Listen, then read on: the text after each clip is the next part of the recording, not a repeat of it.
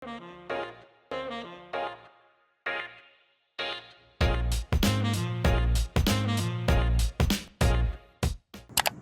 呢幾年你知道都去好多香港人過去曼城嗰邊居住啊、移居啊，或者係帶埋仔女過去讀書啊咁樣。你作為曼城嘅發展商，喺香港個市場睇到個需求大唔大咧？真係。其實 all the while 都係大嘅。你其實如果喺曼城要遇到一個香港人其實唔難啊。我哋啲 development 就有啦。但係當然啦，其實我哋啲 development 唔一定就係香港人，其實有好多當地人啦，或者好多好似頭先我哋講嗰啲 age group 啊，唔同地方嚟嘅 talent 啊，都會有㗎。咁但係當然因為香港曼城個average price 佢冇 London 咁高。你講緊一房可能30幾萬磅，兩房40幾萬磅，你換翻去港紙其實唔係好多錢嘅，300幾萬、400幾萬咁樣香港買乜嘢你乜嘢？So it's very affordable, right?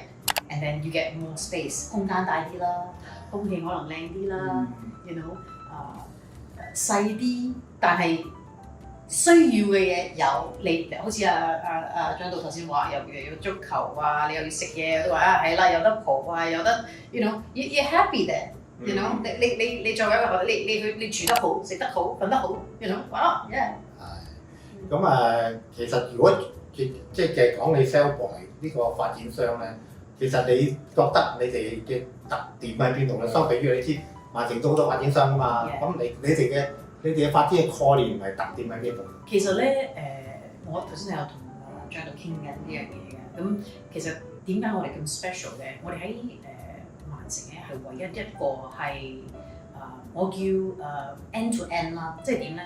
我哋係唔係我哋自己用我哋嘅母公司叫做 Betfred。Right, which is one of the largest independent bookmakers，即係 equivalent of Hong Kong Jockey Club， 但係英國係最大嘅。咁funding 我哋自己，因為我哋係個 property arm，right，so they do the funding。咁我哋 funding 之餘咧，我哋有自己嘅 construction team。尤其是最近啲戰事啊，嗰啲建築成本你點樣 control 得到？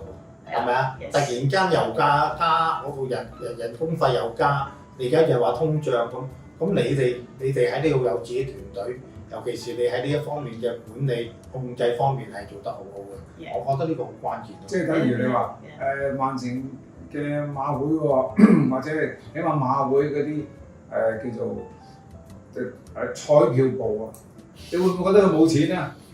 佢哋嗰啲咧，我知道啊，買波嗰啲人咧，係 international， 佢唔使多啊，一個人100蚊。你有5000萬人喺嗰度不得了，所以我諗最主要你哋俾人個感覺就係嗰個資產咧係比較充裕嘅。I mean 擔心。even then 我哋嘅譬如話我哋你買英國佬你會俾 deposit 㗎嘛，跟住佢係 N 然後先 complete， 唔係 N 年即係可能2-3年後 complete 嘛。咁冇一個 UK 發展商咧係做到我哋做到呢樣嘢嘅，我哋係 guarantee 你個 deposit 㗎，即係你俾我 if I collect like maybe 2成半。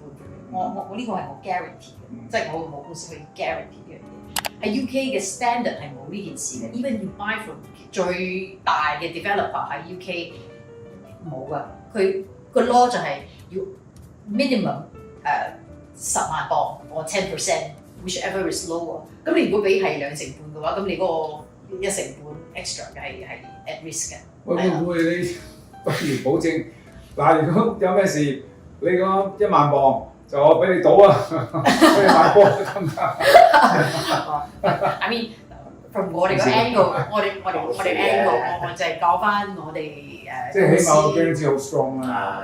冇另一間公司喺 UK 做到呢樣嘢。我覺得呢個好重要啊。